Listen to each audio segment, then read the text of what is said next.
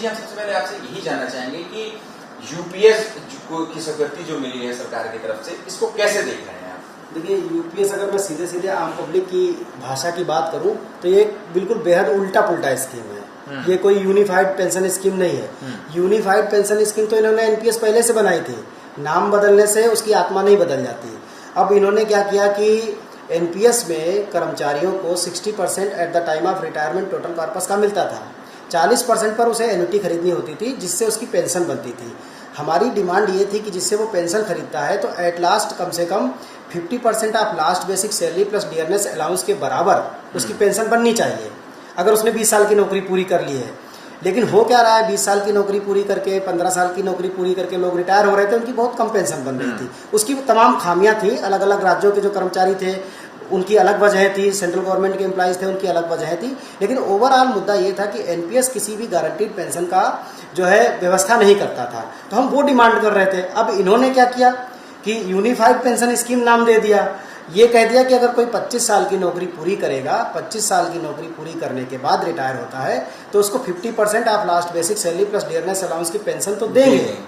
लेकिन उसके एवज में जो एनपीएस में जो पैसा कट रहा है कर्मचारी का 10% हर महीने कट रहा है, उसके एवज में सरकार 14% हर महीने डाल रही है। वो अब 18.5% और अब उसको सरकार बढ़ा भी रही है, कह रही है हम 18.5 कर देंगे। वो पैसा जितना भी इकट्ठा होगा, एक्यूमुलेटेड कॉर्पस होगा at the time of retirement, वो सारा का सारा पैसा सरकार ले लेगी, हड़प लेगी। तो ये कहाँ से बचा? हमने आप 28% 28.5% जमा कर रहे हो हर महीने, कोई 25 साल नौकरी करेगा तो उसका कॉर्पस इतना बड़ा हो जाएगा। अब वो पैसा सारा आप ले लोगे तो उसको फिर पेंशन की गारंटी दे रहे हो, यानी कि आप 28-30% हर महीने जमा करने के बाद 50% की गारंटी दे रहे हो, जबकि गारंटी नहीं दे रहे थे जहां पर, वहां तो पूरा पैसा आप दे रहे थे कर्मचारी को। 60% फंड के रूप में दे रहे थे, 40% एन्युटी के रूप में दे रहे थे। वो 40% भी कर्मचारी को या उसके परिवार को किसी न किसी रूप में मिल जाता था। हमारी जो डिमांड थी वो गारंटीड की डिमांड थी कि 20 साल 25 साल 30 साल नौकरी करने के बाद एट लास्ट उसको old age social income security का गारंटी मिलना चाहिए, वो परसेंटेज के रूप में होना चाहिए। वो उसको हटा दिया इन्होंने, वो शामिल किया तो पैसा छीन लिया इन्होंने। लेकिन सरकार तो कह रही है ना कि 25 साल अगर कोई नौकरी करता है और उसके बाद जब वो रिटायर होता है तो उसकी जो लास्ट जो 12 महीने की जो बेसिक सैलरी होगी उसका एवरेज निकाल करके उसका 50% उसकी पेंशन तो बन रही है। ओपीएस में भी लगभग यही सुविधा थी। अच्छा सवाल आपने किया है। पिछले 20 आप कॉर्पस बढ़ा रहे हो लेकिन पेंशन की गारंटी नहीं दे रहे हो। अब जब पेंशन की आपने गारंटी की बात की तो आपने 25 साल की शर्त लगा दी, जबकि सेंट्रल गवर्नमेंट के एम्प्लॉइज के लिए 10 साल के बाद उनको 50% की गारंटी थी। चलो ठीक है, अलग अलग स्टेट में अलग अलग टाइम लिमिट थी, कहीं 20 साल थी, कहीं 25 साल। लेकिन वॉलंटरी रिटायरमेंट की भी तो उम्र घटाई है ना सरकार ने। पहले 20 साल थी, अब तो ये कह रही है सरकार जो यूपीएस के तहत कि अगर 10 साल भी कोई नौकरी करता है और अगर वो रिटायर होता है तो मिनिमम उसकी जो पेंशन है वो 10,000 रुपए प्रति माह प्लस डियरनेस रिलीफ जो है वो उसको मिलेगी। तो मेरा सवाल ये है कि जो आदमी 70,000 रुपए 75,000 रुपए पाता है नौकरी में, 40,000 रुपए पाता है, क्या आप बता दीजिए हिंदुस्तान के किसी भी शहर में 10,000 रुपए से उसका परिवार का गुजारा हो सकता है क्या?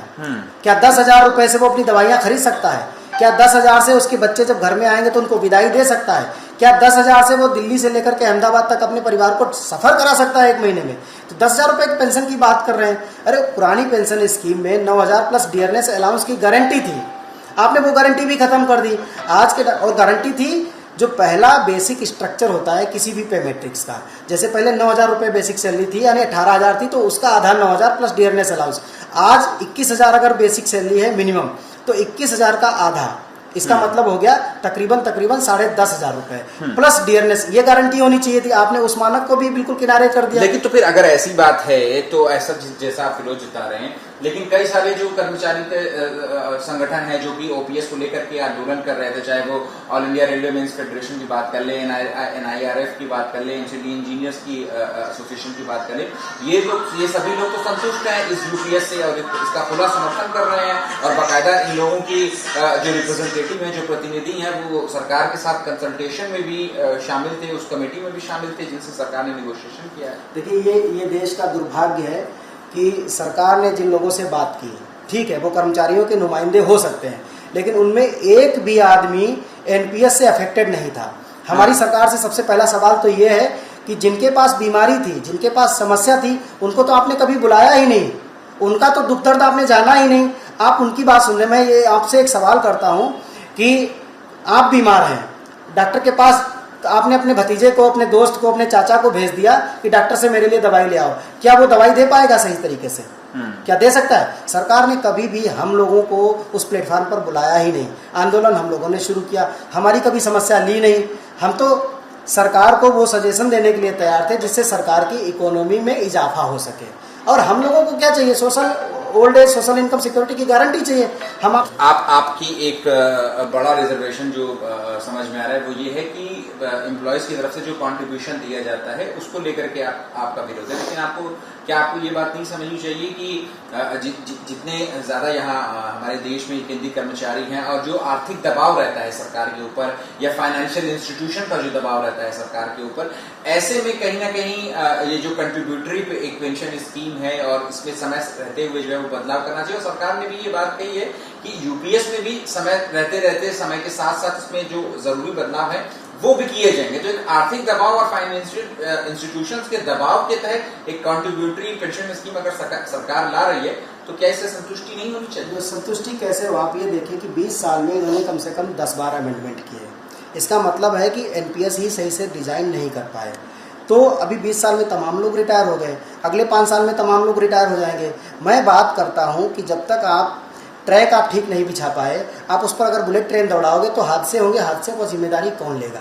मैं ये बात कह रहा हूँ। आप कह रहे हो कि यूपीएस में अभी अमेंडमेंट की जरूरत है, इसका मतलब सरकार भी मान रही है कि आने वाले समय में आप यूपीएस भी बदलेंगे। तो जब आप बदलोगे तो इसका मतलब पता है कि कम से कम जब ट्रांजिशन फेज से चीजें गुजरती हैं तो एटलीस्ट लोगों की सबसे पहले जो जरूरी है वो है old age social income security की गारंटी को सुरक्षित करना। तब तक आप उनको ओल्ड पेंशन स्कीम में रख सकते थे। हाँ। और हम तो ये भी कह रहे हैं ना कि अगर आर्थिक दबाव की बात आप कर रहे हैं, आप कंट्रीब्यूशन बढ़ाते जा रहे हैं ना, तो इसका मतलब है कि आप ढिंढोरा पीट रहे हैं। आर्थिक दबाव है ही नहीं कहीं।